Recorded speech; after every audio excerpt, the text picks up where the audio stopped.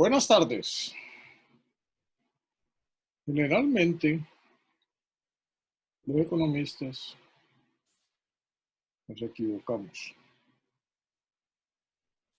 y nada le gusta más a un profesional de cualquier rama que no pueda sino dar buenas noticias. Hoy deseo fervientemente estar equivocado. Creo que el pronóstico para el país no es muy afortunado. Comencemos. Primero que todo, hay que aclarar que el virus que nos afecta no fue inventado en China, ni tampoco se fugó, entre comillas, de un laboratorio súper secreto en el cual se trabajaba en combinación con los Estados Unidos. Una cosa interesante es que los virólogos pueden determinar si un virus es creado y lo que es más importante es si es modificado.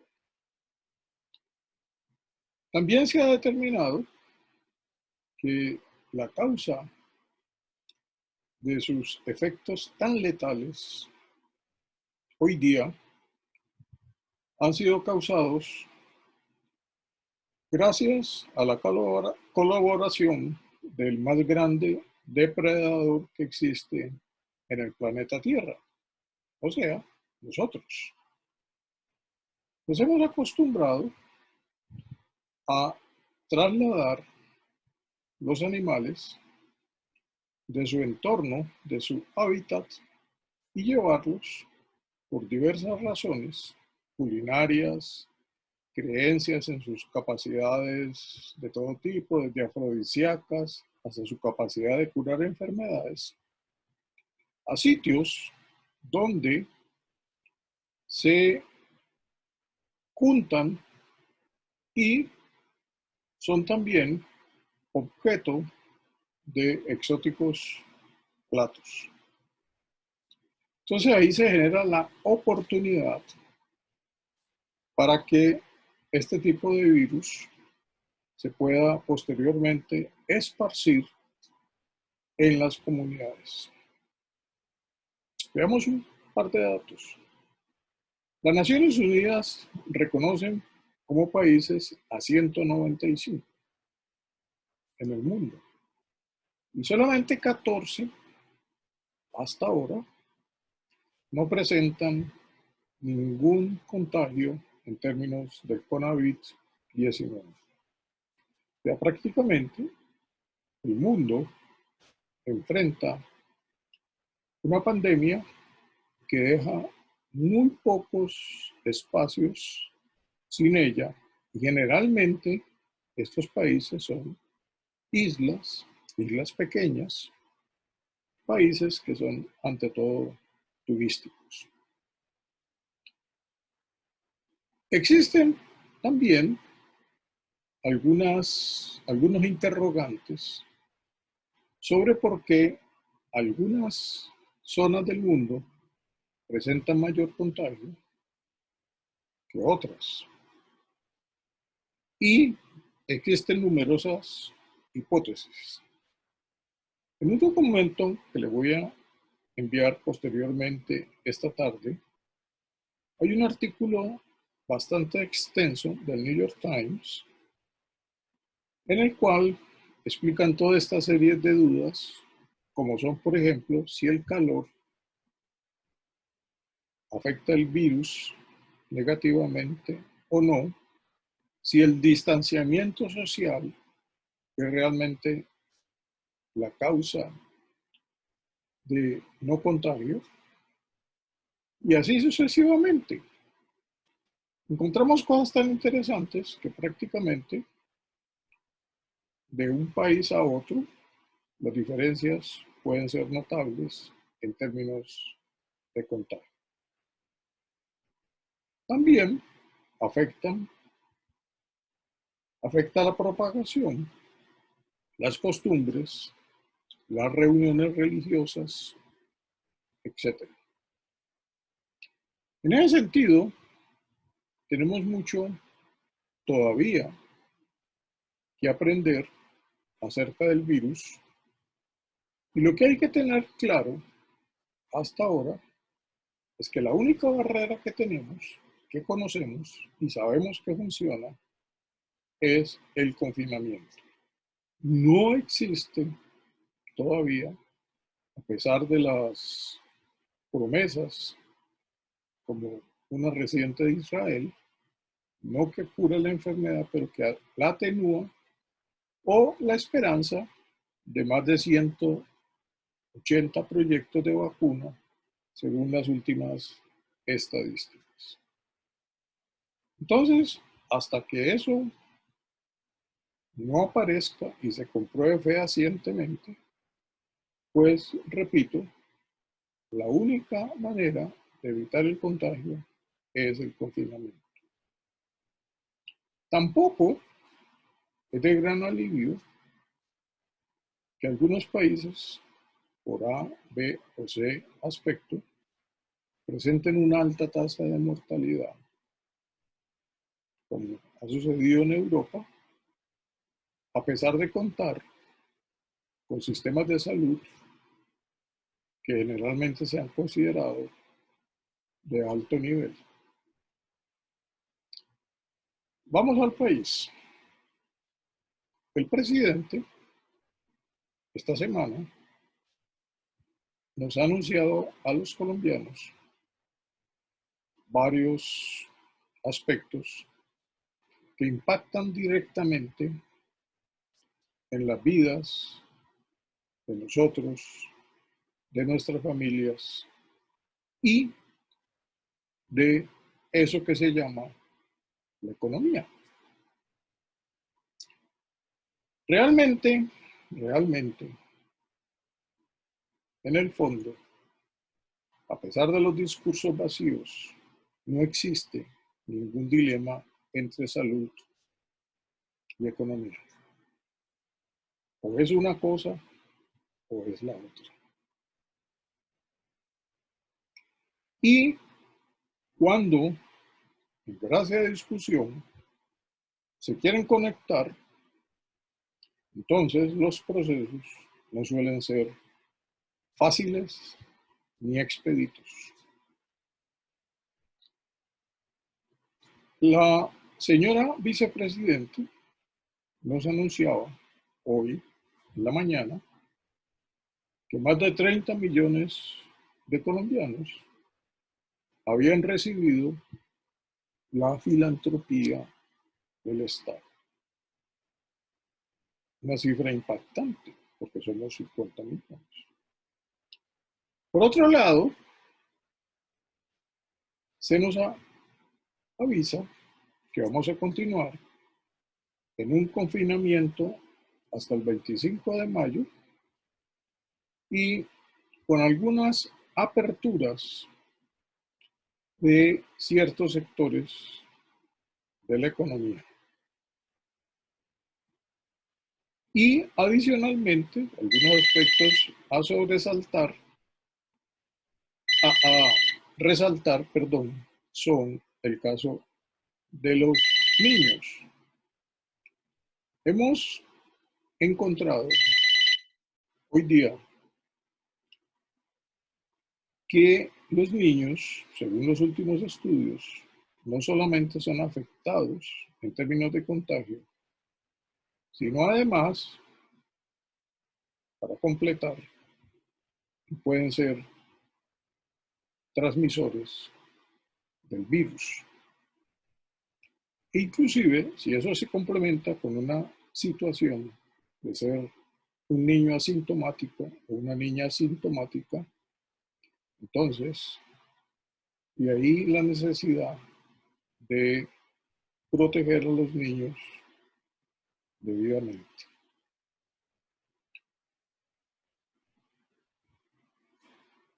Cuando uno escucha al presidente, generalmente lo oigo.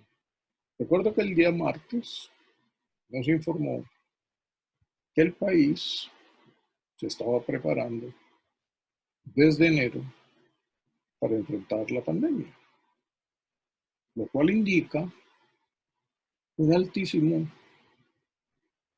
nivel de preparación.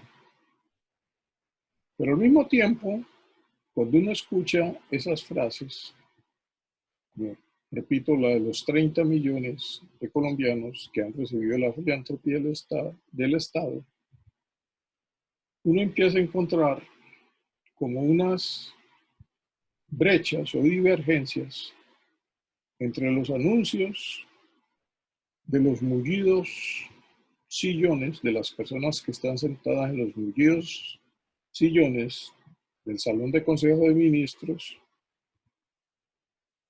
de un edificio que el presidente nos dice que es de todos los colombianos.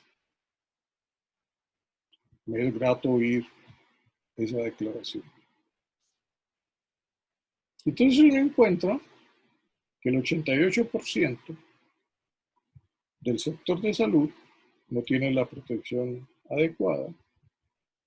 Uno encuentra que según encuestas, el 37% de,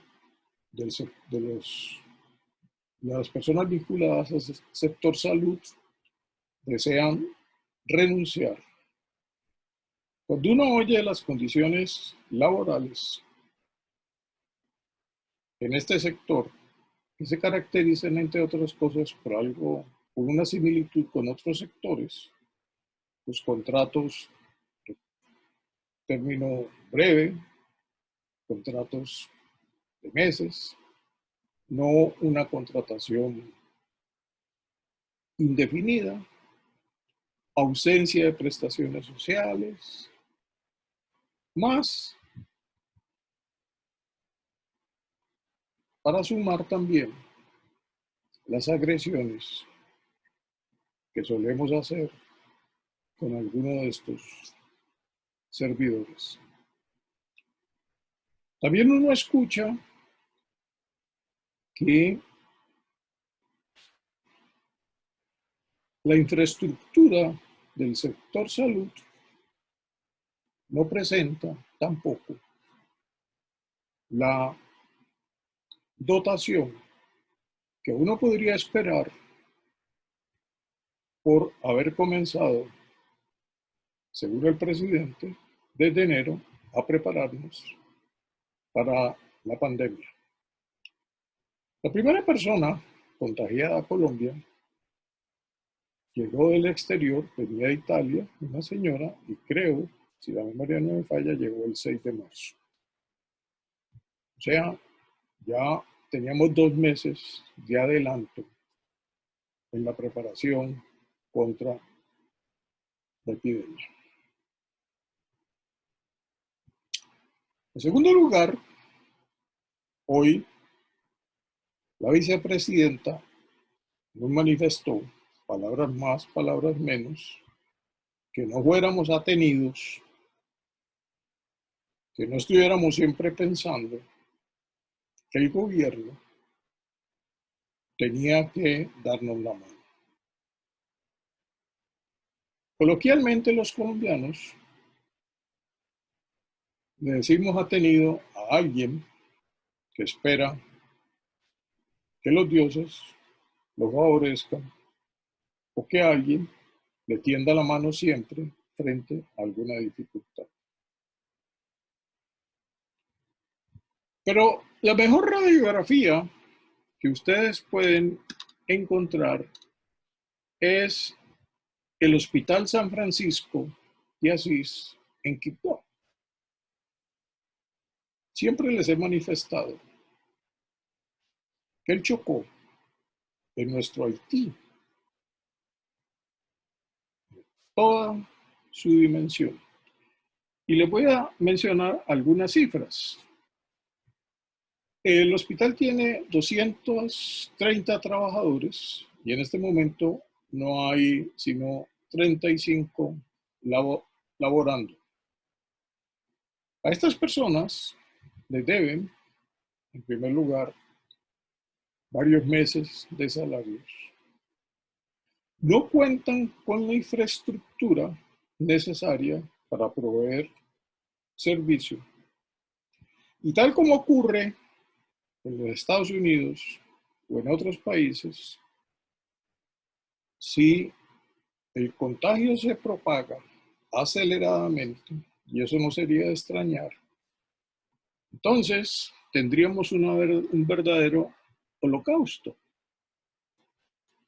Recuerden ustedes que el gobernador del Chocó fue separado temporalmente de su cargo por tener la brillante idea de firmar un contrato por 2.000 millones de pesos para hacer pedagogía sobre la pandemia.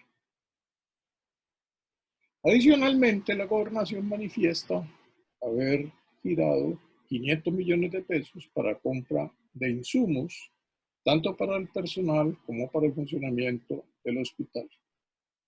Nada de eso ha llegado. Y finalmente, el hospital tiene un déficit de 17.000 millones de pesos. Y en Colombia, no sé si ustedes lo habrán notado, solemos tener una particular característica con, con las entidades del Estado. Nosotros hemos ido paulatinamente cerrando las entidades creadas, algunas de ellas en los años 40 del siglo pasado, similares a las que operan en los países desarrollados. Y las hemos reemplazado por nuevas entidades porque ha sido absolutamente imposible reformar esas entidades que habían sido creadas en el siglo pasado.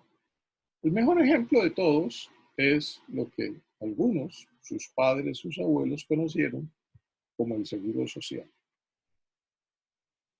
Hoy en día tiene un nombre diferente y no obstante, de vez en cuando salta la liebre y se presentan algunos de las viejas plagas que llevaron al cierre del Seguro Social.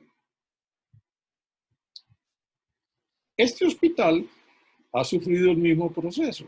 Ha sido cerrado, ha sido puesto en intervención por muchos años, igual que por ejemplo en Cali.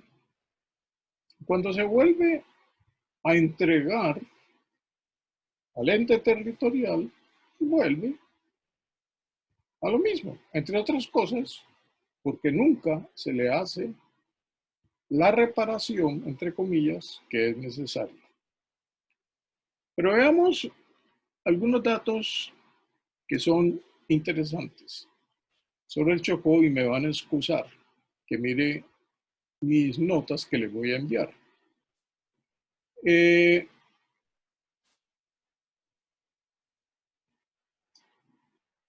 En el Chocó, ¿cierto? 14.382 personas pueden requerir hospitalización y de ellas 4.794 probablemente tengan que ser internadas en UCIs. Adicionalmente hay un factor étnico y es que las personas negras tienen algunas complicaciones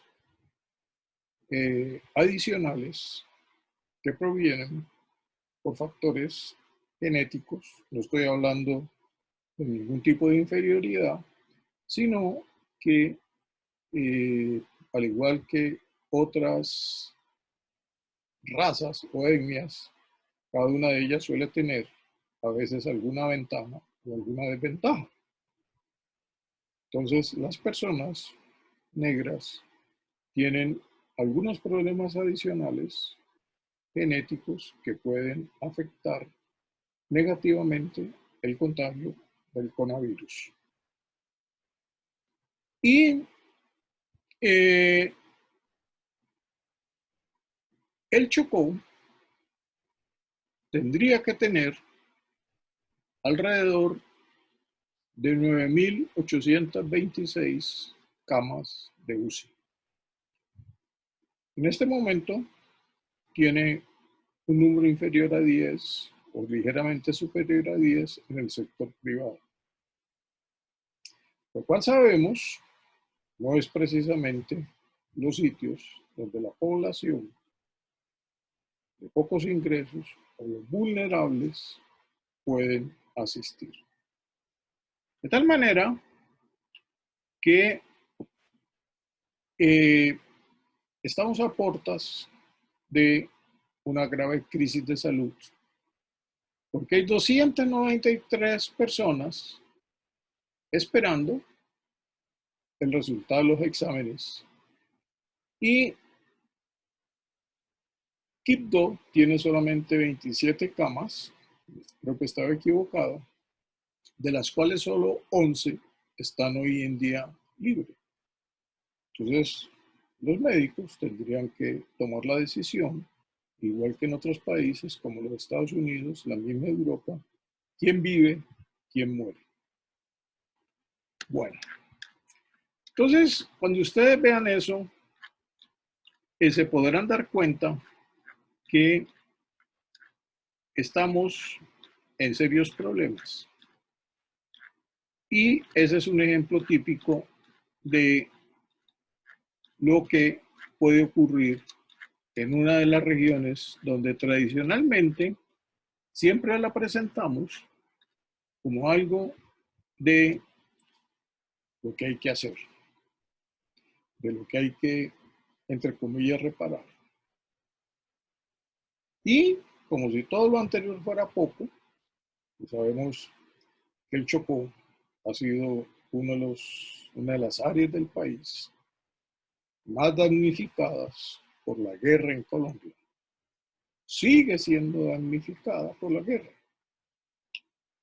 Y como si la guerra fuera poco, es uno de los principales centros de devastación en términos del medio ambiente por la minería ilegal. No es porque el Estado no quiera hacer algo, no. Nosotros tenemos unas fuerzas armadas que están bien entrenadas y que obviamente desean y actúan, pero su número, al igual incluyendo a la policía, no es suficiente.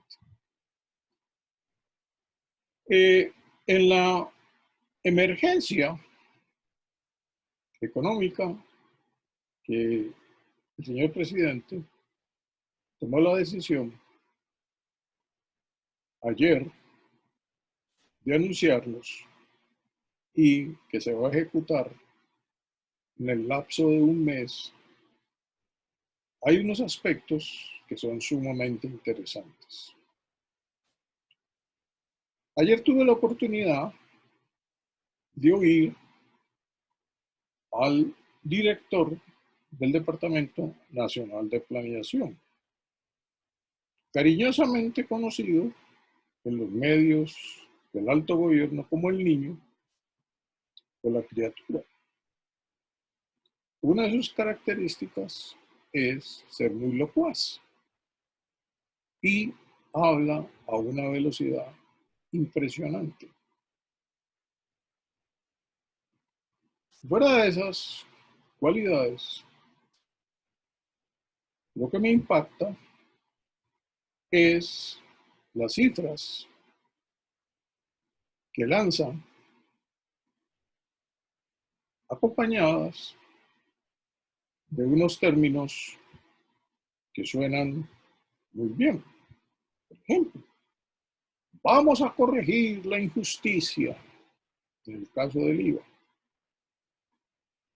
vamos a aumentar los traslados y los subsidios que les damos a las personas más vulnerables y a las empresas. Entre tantos anuncios, hay algunos que llaman poderosamente la atención. Las sumas que el gobierno desea desembolsar ascienden a 14.142 billones de pesos. Billones de pesos. El director de Planeación Nacional nos cuenta que cada una de esas familias vulnerables, generalmente en promedio, tiene 4 personas. Y mal contados, mal contados, son cerca de entre 7 a 10 millones, porque hay tantos programas que uno pierde un poco la visión del cuadro. Y ese es un punto interesante. El segundo punto interesante es ver las sumas que se trasladan, que van desde 60.000 o 70.000 pesos, desde 160.000 pesos, desde la mitad de un salario mínimo a las empresas, sean grandes o pymes, a los jóvenes en acción, que son 630.000 pesos, si la memoria no me falla. Y entonces, es interesante cómo el director de planeación, en la reunión que coordina el presidente, nos dice que es para que mantengan estas familias y estas personas la calidad de vida. Calidad de vida. Lo cual me recuerda una entrevista que le hicieron al presidente de la ANDI, que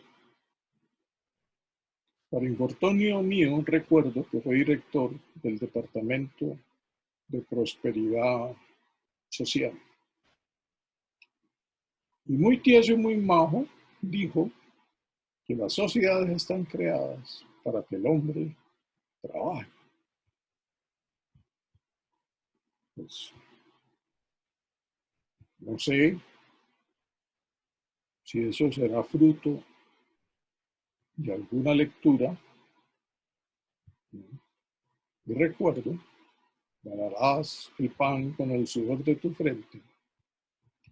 Pero yo creo que ha habido alguna evolución en algún lado, no sé, probablemente estoy equivocado, pero el último fin de una sociedad no es simplemente laboral.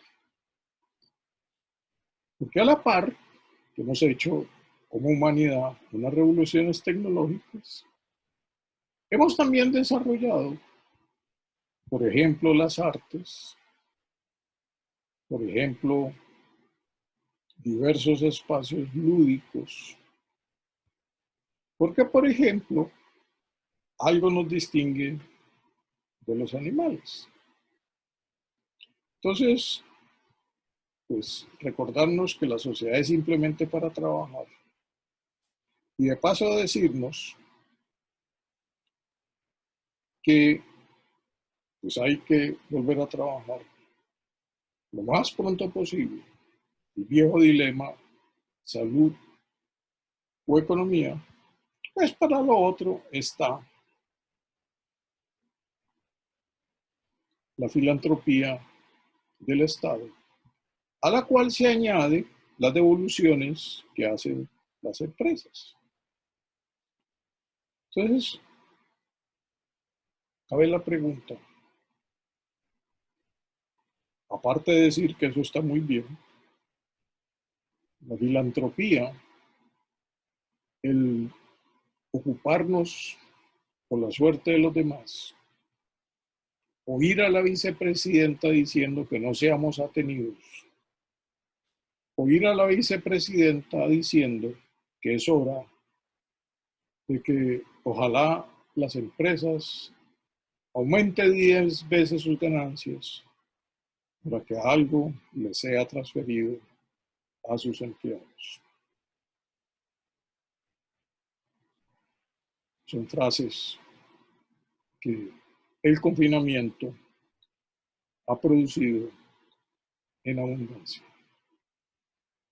Aunque también oí en algún noticiero a un empresario que decía que era hora que el Estado le ayudara con su carga laboral.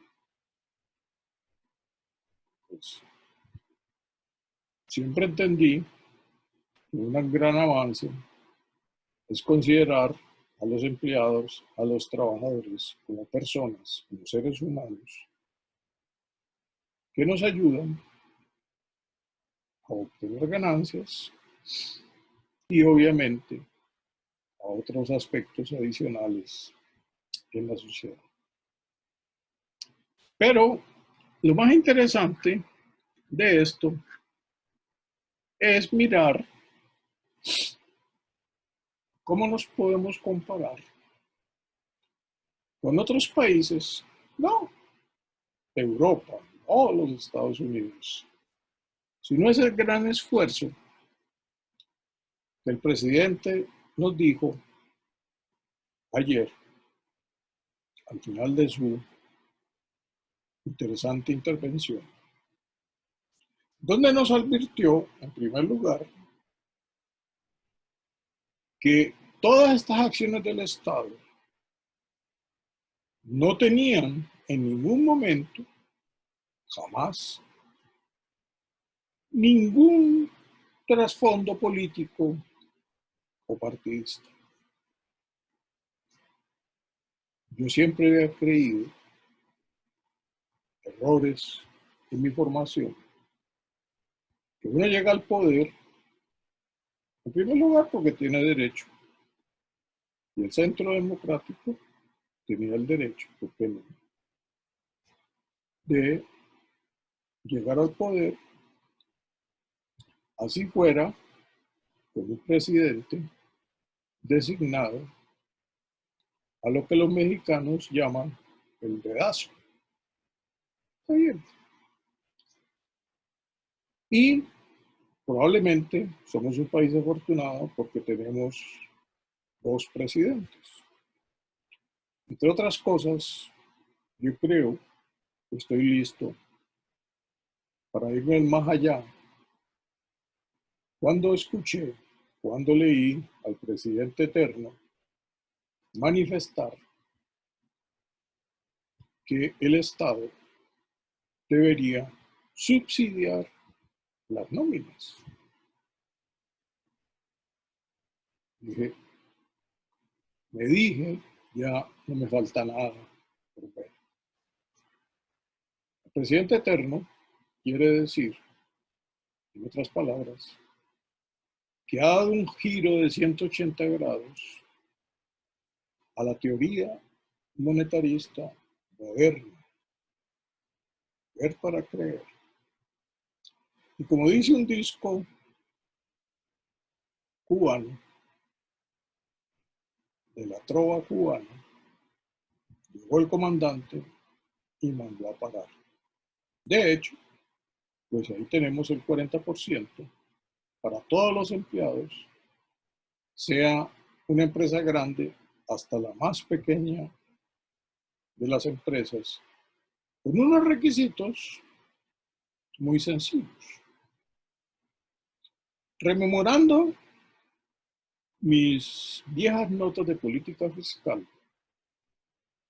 esa decisión combina, es la primera vez que la veo, dos principios de la política fiscal. El primero es un subsidio con carácter progresivo, o sea, favorecer a una parte de la población.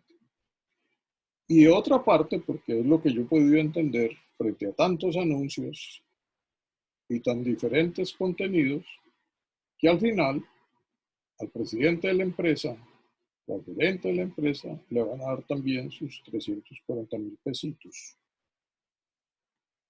para completar su salario. Pero no se me ha olvidado que veamos los porcentajes. Y no es de ahora. Resulta que una de las estadísticas más interesantes que se publican en estos días es qué porcentaje del Producto Interno Bruto dedica cada país a enfrentar la contingencia de la pandemia. Y entonces vemos cómo, por ejemplo, el Brasil tiene un poco más de 40% del Producto Interno Bruto dedicado a la pandemia. Y todos sabemos que el presidente Bolsonaro forma parte de un selecto grupo de presidentes, estadistas, de verdaderos estadistas, en los cuales está incluido el presidente Trump, el presidente de México, el presidente, el primer ministro de Hungría y no sé quién más me falta. El segundo país de América Latina es Chile, que tiene un poco más del 30% de su Producto Interno Bruto dedicado a la pandemia. Tenemos luego, perdón, he cometido un serio error. El país que tiene más del 40% es Perú. Es que me hacen falta las gafas. Y el Brasil, de todas maneras, tiene una cifra que se acerca al 20%. En el Perú, también, los noticieros nos han informado de que el sector salud presenta serias deficiencias. Inclusive, recuerdo ahora que ha habido un gran movimiento masivo de personas de la ciudad al campo. El Ecuador está llegando al 10%. Su moneda, como todos ustedes saben, es el dólar. O sea, no hay mucho problema con la tasa de cambio. Pero ¿saben cuál es el porcentaje de Colombia? Espero que estén sentados. 1,3 del Producto Interno. 1,3.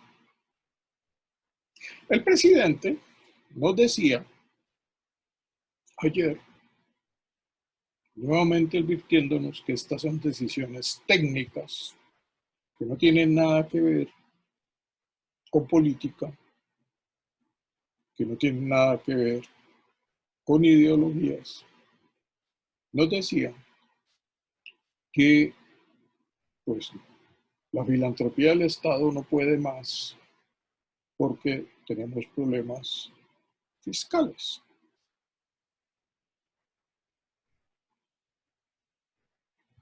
O sea, que lo que más me preocupa, entre paréntesis, o sea, que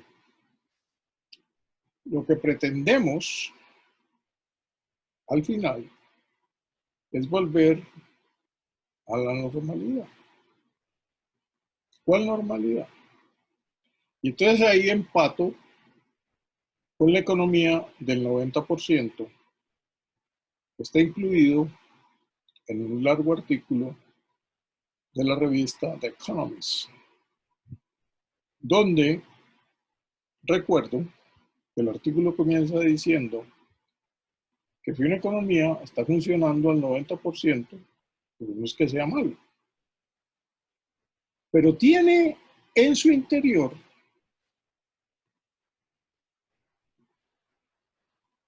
el germen de conductas preocupantes para el futuro de la economía. ¿A qué me refiero? Una de las cosas más interesantes de la crisis del año 2007-2008, la crisis de las hipotecas subprime en los Estados Unidos, es que se acentuó lo que se creía que nunca iba a pasar. ¿A qué me refiero? El sueño de los creyentes, soy uno de ellos, de que el capitalismo iba a ser una fuente de mejoramiento social, el sueño de que algún día los países iban a ser más o menos, nunca iguales, pero algunas similitudes a los países del norte de Europa, Suecia, Dinamarca, Noruega, Alemania. Pues podía ser factible. Y entonces, a partir del año 2008, se empezó a encontrar que pasaba algo contrario y que íbamos en reversa. ¿En qué sentido en reversa? Porque siempre nos enseñaron que para poder repartir el pastel, para que a cada uno nos tocara una tajada más grande, el pastel tenía primero que prepararse, hornearse y dejarlo crecer. Y entonces así nos tocaría a cada uno una tajada más grande. Lo que se observó después del año 2008, en términos simples, fue un crecimiento casi que exponencial de la desigualdad. Un crecimiento casi exponencial del apalancamiento. O sea, construyo inmensos depósitos de liquidez a partir de lo que tengo.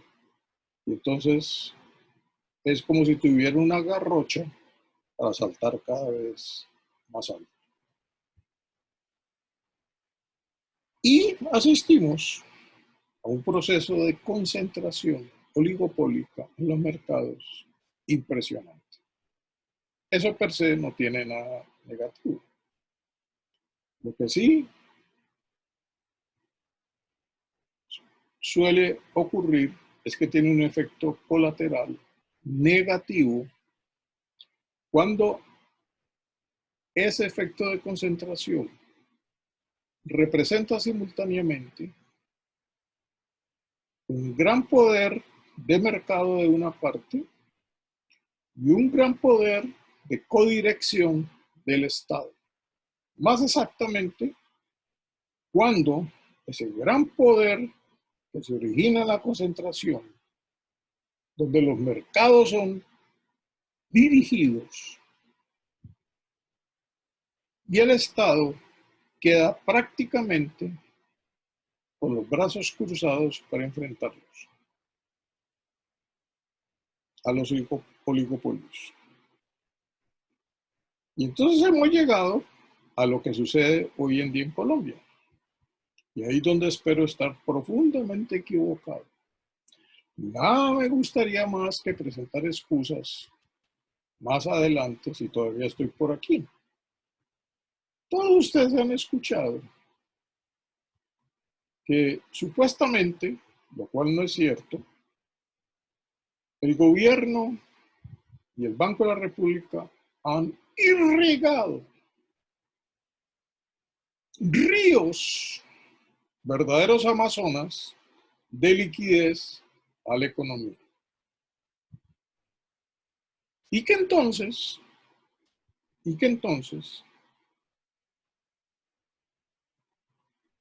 al pasar ese Amazonas por el sistema financiero, se abran las esclusas para que se irriguen a las empresas, desde las pymes hasta las grandes empresas. Pero encontramos recientes encuestas y muchísimas quejas de dueños de las empresas o representantes de las empresas que dicen, que manifiestan que las esclusas jamás se abrieron. Y el gobierno ha hecho una sustancial reducción de la incertidumbre. ¿En qué sentido? Cuando el gobierno dice, señor financiero, yo le respondo hasta el 90% por un crédito, en unos casos, y en otros 80%, quiere decir que usted está casi sobre seguro. Ojo, una garantía del 90% quiere decir que prácticamente la incertidumbre prácticamente desaparece. ¿Por qué? Porque la incertidumbre surge de que el futuro no puede ser conocido. Pero cuando a uno le garantizan que hay un seguro, porque eso es el 90%, en el compromiso de devolverle, insisto, el 90% de lo que prestó, pues entonces quiere decir que prácticamente el camino está despejado. Pero los bancos manifiestan, el sistema financiero manifiesta que esa devolución sería un año, mucho tiempo. Y entonces interviene el costo de oportunidad.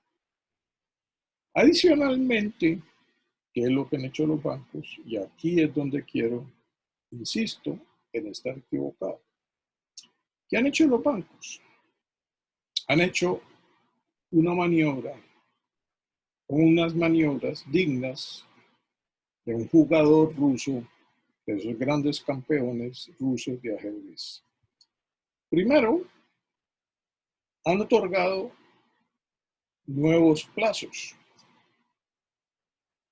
pero no quiere decir necesariamente que eso signifique periodos muertos, por lo menos en la amortización de intereses. O sea, probablemente hay una ganancia adicional de intereses. Segundo, le han prestado, siguiendo el viejo principio de que se le presta al que tiene, no al que no tiene, para ir sobre seguro. Tercero, viene toda la resma, las 500 hojas de documentos que hay que presentar para acceder. Y adicionalmente, le agregamos dos cositas más. La primera es que esta situación de pandemia no es en nada, en absoluto similar a algún desastre natural, como por ejemplo cuando hay un desprendimiento de una montaña sobre una carretera, como la carretera Bogotá-Villavicencio, que todo consiste en despejar, hacer unos arreglos y finalmente la vía queda reparada. En ningún momento. Porque al entrar solamente unos sectores, que entre otras cosas son sectores que generalmente tienen pocos empleados, porque ahí es donde se concentra realmente la mayor parte de la demanda efectiva. Y en el resto queda el problema de la comercialización, que se irá haciendo posteriormente. Entonces, tenemos un primer efecto ampliamente negativo, que es una caída sustancial de la demanda efectiva. En otras palabras, entre el 70 o 80% de una economía es lo que se demanda tanto por parte del Estado como por parte de las familias. Entonces, no hay todavía, no se vislumbra la luz al final del túnel. En ese sentido, vamos añadiendo incertidumbre. Segunda incertidumbre, hay una cosa que se llama creación de valor, que es muy simple. Hoy en día, no de ahora, de hace unas décadas, nosotros creamos una empresa, o sea, colocamos el capital en algún país desarrollado, en otro probablemente hacemos diseños, en otro construimos el producto y para hacerlo importamos una serie de insumos de diversos países. Entonces, esa cadena del valor, que al final se puede definir simplemente como tomar una materia prima y transformarla en algún sitio, en un objeto, en un bien que facilite un servicio o que pueda ser consumido, ¿no? Se hace mediante el concurso de diversas partes que están ubicados en diversos sitios del mundo. Y nos queda faltando un pequeño detalle, y es llevarlo. ¿Llevarlo a dónde? Al mundo. Y ahí es donde, por ejemplo, en China,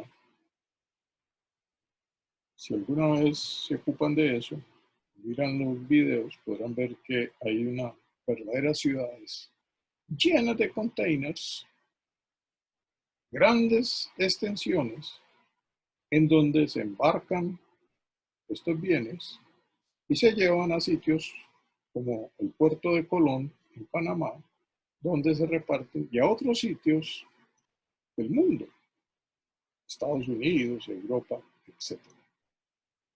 Por eso es que encontramos frecuentemente hecho en China. La cadena de valor es la prueba concreta, tangible, de la interdependencia que hay entre los países. Entonces, cuando un país como China llega al 90% de funcionamiento en su economía, quiere decir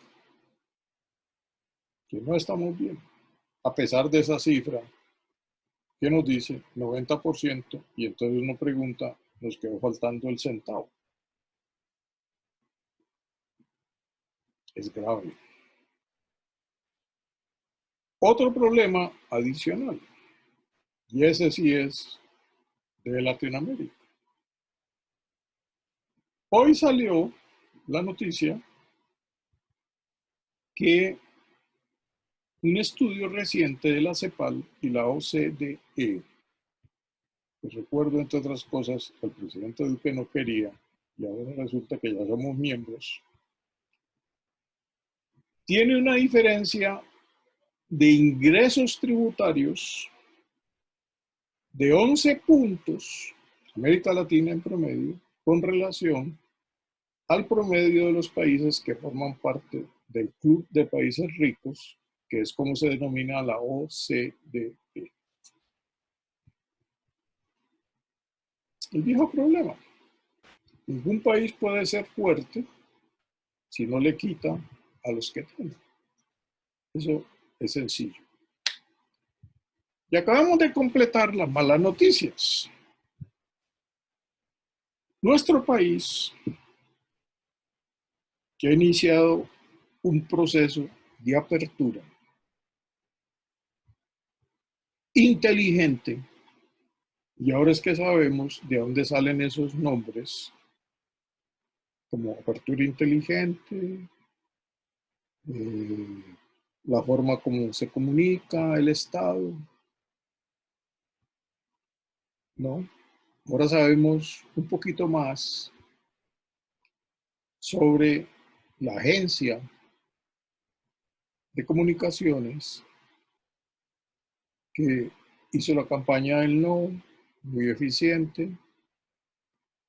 Ahora que sabemos que hay un contrato de 3.500 millones hasta diciembre para impulsar la imagen del presidente, ahora que sabemos que vamos a gastarnos 9.100 y pico de millones de pesos en comprar municiones para el SMART, ahora que sabemos que nos vamos a gastar también un poco más de 9.000 millones en comprar unos carros que son necesarios para la presidencia. Y cuando se cuestiona eso, nos dicen que somos mezquinos, porque es como si pensáramos que la vida de uno de los presidentes de Colombia no valiera la pena. Yo creo que sí vale la pena. La de los dos presidentes vale la pena y debemos de protegerlos a toda costa. Pero cuando uno mira la estructura laboral del país, cuando uno mira que tenemos 46-47% de la población informal y el resto formal. Pero esa parte formal tiene un par de aristas. Primero, su inmensa mayoría salario mínimo, su inmensa mayoría no alcanza, no le alcanza para tener una vida digna. Tenemos un difícil acceso a la educación, sobre todo la universitaria, mala calidad de la educación pública, mal servicio de salud, porque hemos privatizado, bajo el principio que todo, cuando se privatiza, resulta ser mejor. Y así sucesivamente. Cuando vemos el alto porcentaje de familias que viven en alquiler y no precisamente en buenas casas, cuando vemos la situación del campo, del empleo en el campo, etcétera, etcétera, etcétera. Entonces, el panorama se vuelve, diría, bastante sombrío. Inclusive, hay algo que los economistas no podemos explicar, porque, como decía mi copartidario Álvaro Gómez Hurtado, eso ya no es economía, sino que es de baranda de permanente. Sus abuelos y sus padres saben a qué me refiero. A un sitio donde hay un inspector de policía y uno pone las quejas. Cuando vemos los cambios en los precios, eso ya no es inflación, sino es especulación. Y para eso, pues, eso ya no lo podemos explicar en la profesión. Bueno, entonces, lo que quiero decir, y es la conclusión donde quiero estar equivocado, es que el futuro de Colombia es volver a lo de antes, no es otra cosa. Pero volver a lo de antes no solamente nos va a tomar tiempo, sino probablemente nos va a aumentar la intensidad del conflicto social. Cuando uno oye de la filantropía del Estado, yo me pregunto si las personas de ese amplio sector informal del sur de Bogotá, del oriente de Cali, de las laderas de Medellín, de los barrios olvidados de Cartagena, van a aceptar que luego el Estado les diga, no, pues es que ya le di 60,000 pesos mensuales, ya le di 120,000 pesos, ya le di el 40% de un salario mínimo, ¿qué más quiere? Ya yo hice, ya cumplí. Y es cuando uno entiende las palabras de la señora vicepresidenta. No hay que ser atenidos. El problema con los atenidos es que se enojan, se molestan. Los atenidos creen que tienen derechos. Los atenidos creen que el Estado les debe proveer algunos bienes y algunos servicios. Cuando vuelvan a suprimir los servicios de agua y energía, porque no se pagó, los atenidos dirán, ajá, ¿y yo por qué? Si yo tenía derecho. Cuando se lancen a los inquilinos, también dirán, un momentico, pero ¿no es que había un plazo? Y además tengo que pagar todo. En Bogotá, en varios parques, hay muchos pagadiarios que han construido pequeños cambuches, porque no tienen ya con qué pagar una habitación al día. Hoy en la noticiero de Caracol había un ciudadano que decía que le era muy difícil reunir 15,000 pesos diarios para poder ir a dormir en una habitación. Y finalmente el país está conmocionado porque una señora de Quibdó decidió, probablemente como atenida, a quejarse a grito herido porque no había vendido ninguno de sus pescados, pero lo peor era que por no vender o vender muy poco, los tenía que botar después. Entonces, cuando ya comenzó la campaña presidencial, uno como ciudadano espera que los astros, las estrellas, no nos hagan una confluencia de alguien que cree, como la señora vicepresidenta, que si las empresas ganan más, entre otras cosas porque les bajan los impuestos, entonces habrá más empleo y al final algo caerá de la mesa para los de abajo.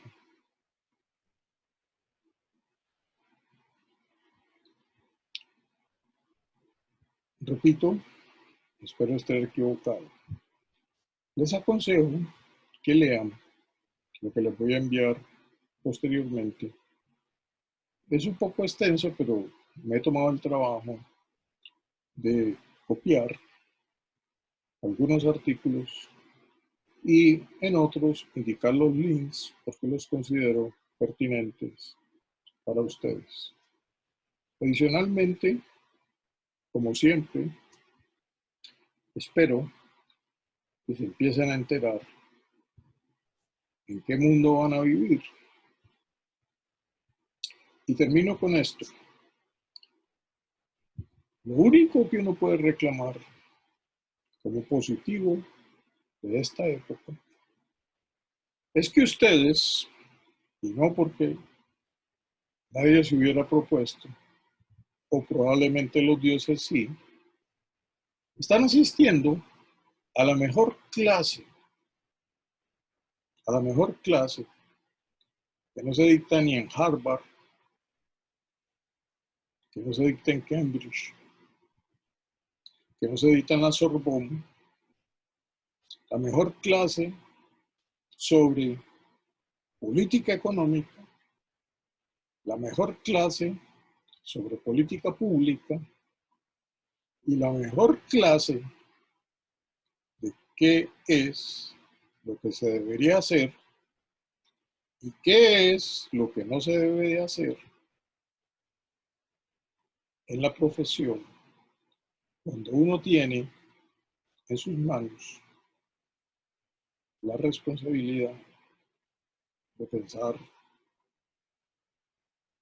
en la sociedad.